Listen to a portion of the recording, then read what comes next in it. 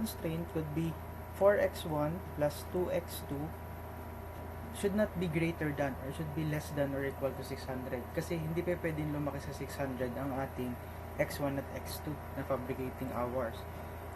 Sabihin, sa equivalent sa 4x1 plus 2x2 is less than or equal to 600. Our second constraint naman is for assembly. 2 times x1 na gagawin plus 6 times x2 na gagawin should not be greater than or should be less than or equal to 480. Yeah. This is now our subjective function. After creating this different subjective function, we could now create a normal or a simplex problem. Yeah. The first method in solving this problem is we need to convert all inequalities to equalities. Ano yung sabihin? Lahat ng less than or equal to should be converted into equal to. Paano siya, sir, gagawin? For example, siya ay x1 is less than or equal to 4 or to 3, or x2 is greater than or equal to 3, or x3 is equals to 4 or 3. Yeah. How would we convert inequalities to equalities? If we have a less than or equal to, for it to become balanced, we need to add a slack variable here plus s1. We need to add a slack variable para maging equal siya. Kasi mas mabigat itong right hand side, we need to add on the left hand side. For the second one, kapag mas mabigat si left hand kaysa kay right hand, we could initially add plus s to here, diba? For it to become equal. But if you could think or consider, right hand side should always be arbitrary constants, meaning we need to transfer it to the other side, or we could make it minus s2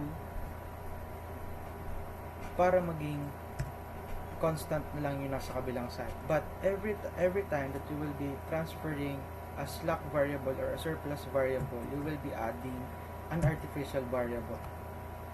Lagi silang partners. Every surplus variable na sinubtract should always have a partner of an artificial variable. Lagi. Kapag siya naman ay equal, normally kahit wala na kayong gawin, but in mathematical concept, we need to add an artificial variable also pag may equal na constraint. Ibig sabihin, pareho siyang less than or equal to, we need to add both slack variable here. Ano ibig sabihin? It would become like this one. Para siya ay maging equal. Ayan. Kapag siya equalities na, if it is already an equalities, kapag siya from here, naging equalities na siya, we could already solve it na siya ay pare-parehas na, or we could put it na matrix kasi all values or equations put in a matrix should be inequalities. Bawal siya na hindi siya pwedeng may less than or equal to, greater than or equal to. All equations that will be put on a matrix should always be equalities equations. Yeah.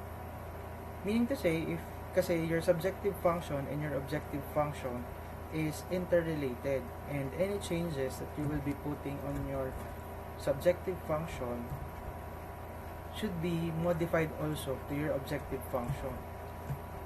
Yung ating objective function kanina na ganyan, this is our objective function, will also change. Kung ano yung hindi dinagdag nyo dito, will also be added here. Ano yung sabihin niya, sir? You will be putting also S1 plus S1 plus S2 on your objective function. But, please always consider that siya ay 0 ang initial coefficient niya. Pag maximization. Then, second step natin, after creating equalities and inequalities, we need to convert this equation equals to 0. Ano yung sabihin? Siya ay i-equate natin sa 0, meaning we will be transferring all the values, these 4 values, on the right side or the left side para siya maging equal sa 0. It would become 0 is equals to z minus 4x1 minus 30x2 minus 0s1 minus 0.